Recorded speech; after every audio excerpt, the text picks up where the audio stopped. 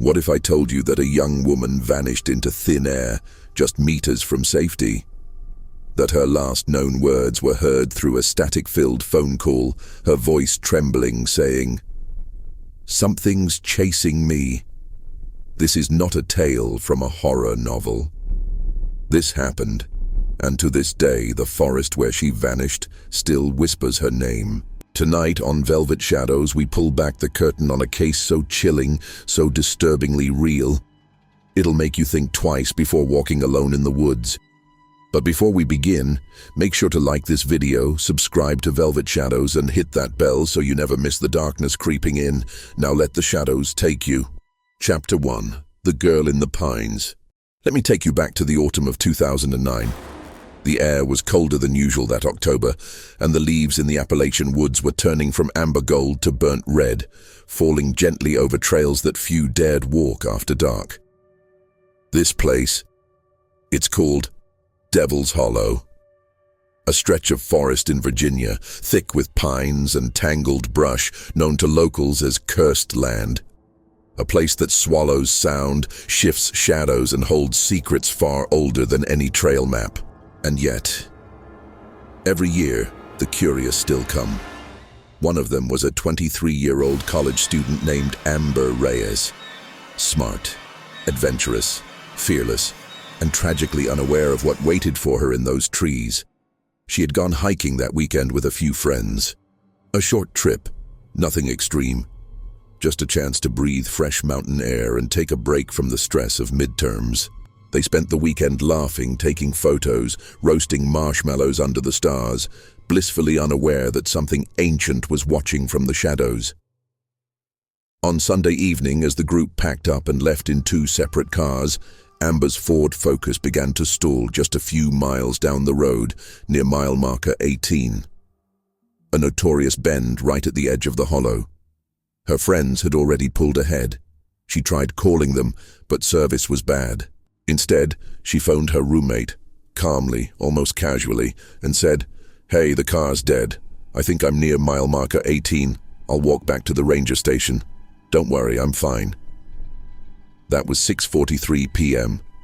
The sun had just dipped below the trees, and a thick fog was starting to creep across the road.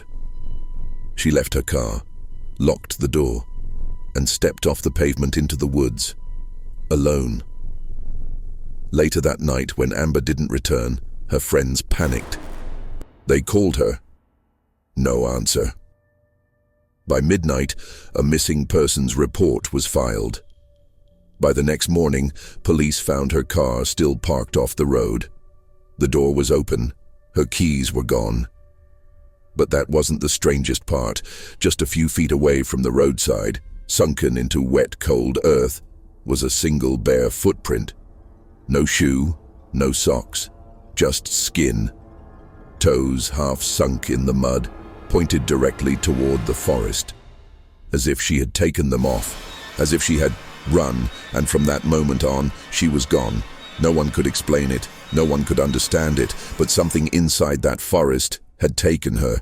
And here's where I ask you, dear listener, if your car broke down on a foggy mountain road, and the only path back led through a cursed forest, would you walk into it alone? Let me know in the comments below. But more importantly, type this phrase so I know you made it this far. The forest remembers her. Type it. Let's see who's brave enough to say it out loud. That was just the beginning. Amber's story is far from over, because what happened after that, what she said in her final phone call, and what the search team discovered, it will make your skin crawl. So stay right here.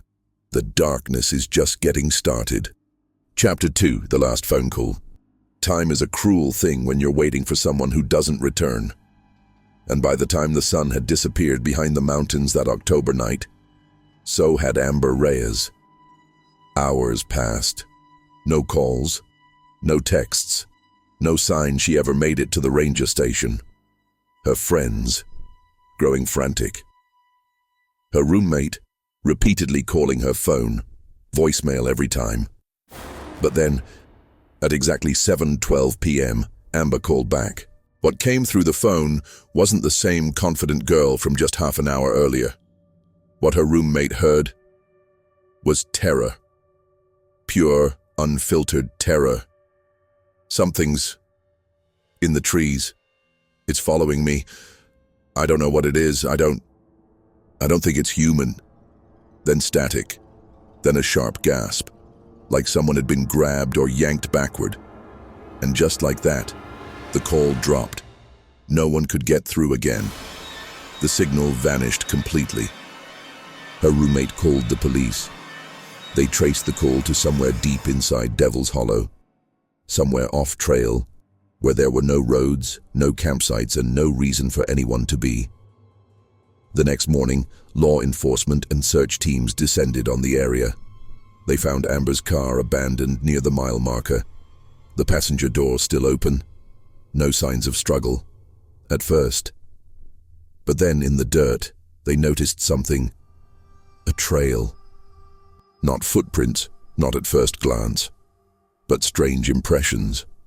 Like someone had been dragging their feet, barefoot, weaving deeper into the trees.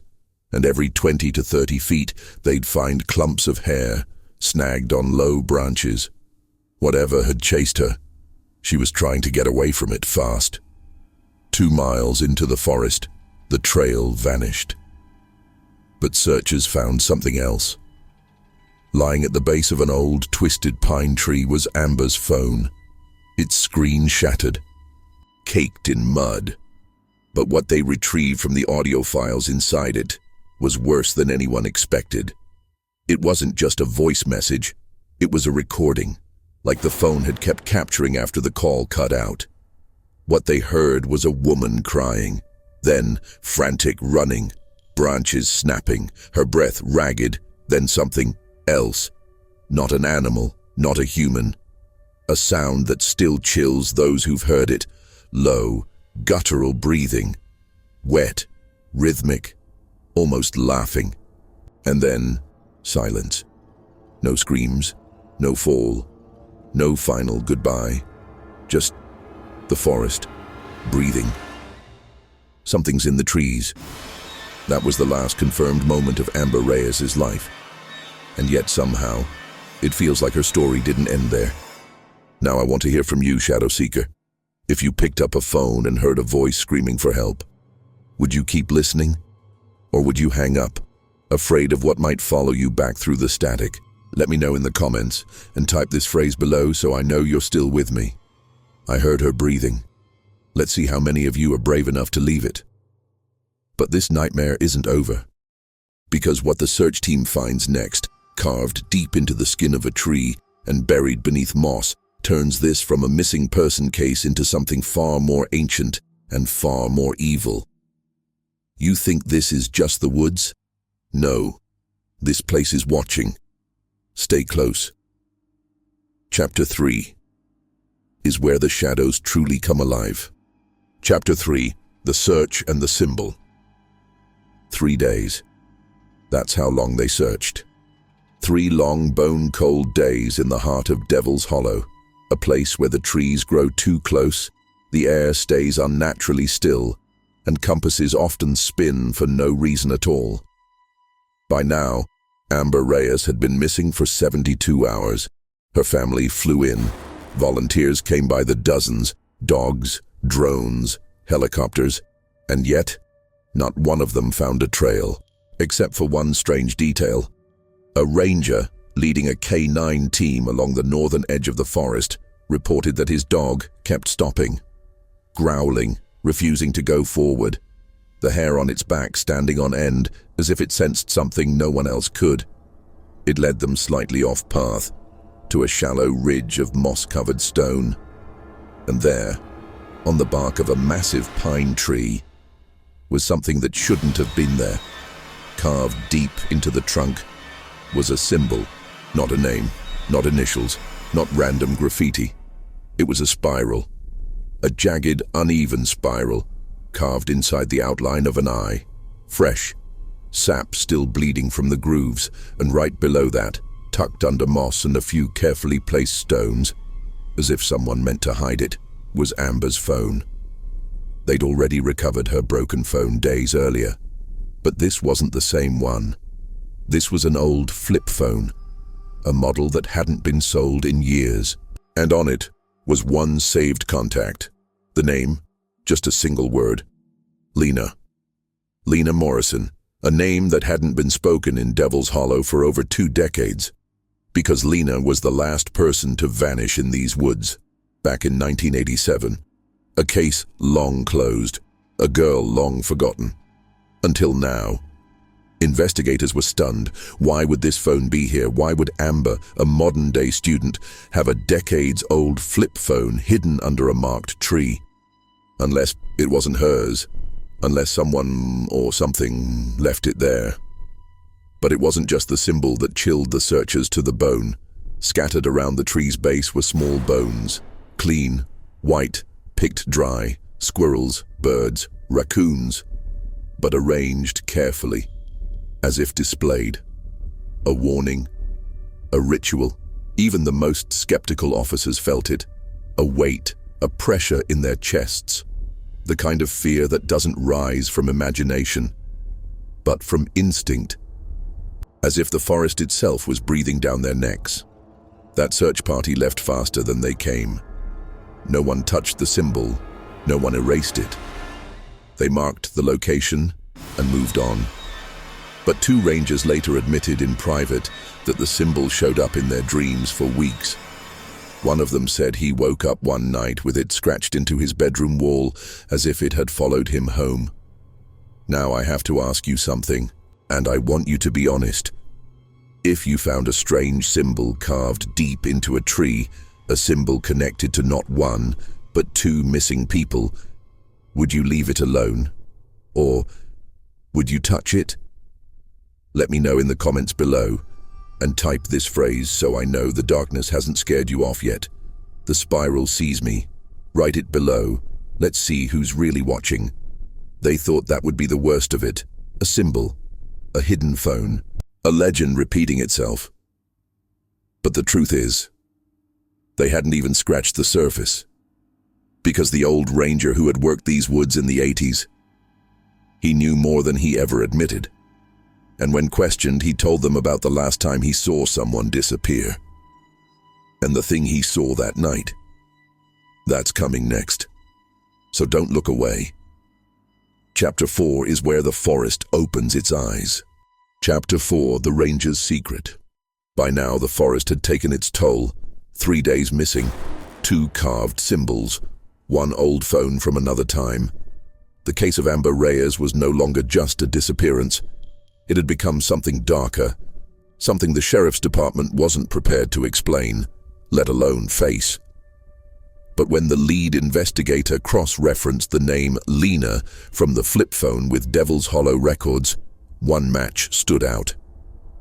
Lena Morrison, vanished in 1987, same age as Amber, same forest, same eerie silence that followed. And there was one man, still alive, who had been on the original search, a retired ranger named Carl Milton. He hadn't spoken about that night in over 20 years, until now.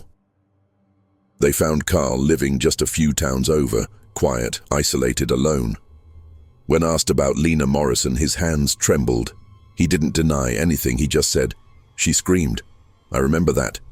It echoed through the trees like it was bouncing off something that wasn't there." He went on to say the woods were never normal, not even back then. He told them about strange radio interference, of flashlights flickering whenever they got too close to the northern ridge, the same ridge where Amber's phone was found. He paused, then added something even more chilling. "I didn't just hear her. I saw it." He refused to say the word, but the way his voice dropped, the way his eyes glassed over, he wasn't lying. Carl claimed that on the final night of Lena's search, he stayed behind after the team had left. He felt something calling him deeper, not with a voice, but with a feeling, like his mind wasn't entirely his own. He described the moment with a voice barely above a whisper. There was a tree, a dead one, and beneath it was a woman, pale, eyes wide, but not Lena. Her mouth moved, but no sound came out. And behind her, and tall, hunched, moving wrong, something stepped out from between the trees. No face, just folds of skin. And it smiled at me. A long, slow, sick smile. Then, darkness. Carl woke up hours later near the ranger station, boots soaked, no memory of how he got there. Lena Morrison was never seen again. He never told anyone. Out of fear. He said, "Because I know what happens when you speak about it. It listens, it follows, and it remembers who defies it." Carl handed the investigators an old, rusted box, sealed for decades. Inside were maps, photos, and a small hand-carved wooden token, and etched into that token was the same spiral eye symbol found on Amber's tree. The same symbol Carl had never seen before 1987. But now, it's showing up again. Amber, Lena, both marked by it. Whatever this thing is, it's patient, it waits, and then when the right soul wanders too far, it takes. Carl Milton died just 2 weeks after giving his statement. Natural causes, they said, but the local coroner, he reported something odd. The word Lena was scratched into Carl's arm. Not written, not tattooed, scratched, from the inside. So let me ask you, if someone handed you a secret that could explain everything, but might also curse you just for knowing it, would you open the box, or would you burn it? Tell me in the comments, and if you've made it this far, it's time to prove you're not afraid of the truth. Type this phrase below: "The forest never forgets." Leave it. Let it mark you. And remember, once you know the symbol, it knows you too. But this tale still has one more dark turn, because Amber Reyes wasn't the last to disappear. And what the next victim left behind, carved into skin, soaked in blood, proves that this thing doesn't just haunt the forest. It hunts anyone who dares remember. Stay with us. Chapter 5 is the final descent, and it's already waiting in the dark. Chapter 5, she's still out there. Not every story ends with closure. Not every case is solved. Some are swallowed by silence, and some by the forest. It's been over a decade since Amber Reyes vanished into Devil's Hollow. No body, no clear evidence, just fragments, pieces of something larger, older, and far more terrifying than anyone could understand. Her family still returns each year to that forest trailhead. They leave flowers by the old trail sign, now faded and splintered with age.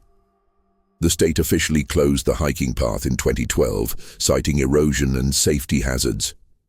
But locals, they know better. They say the trail wasn't closed for safety. It was closed because she's still out there. Over the years, dozens of strange reports have surfaced. Hikers who ventured too far, campers who stayed past dusk, hunters who swore they saw movement behind the trees, even when their dogs froze and refused to move forward. And then, there are the sightings.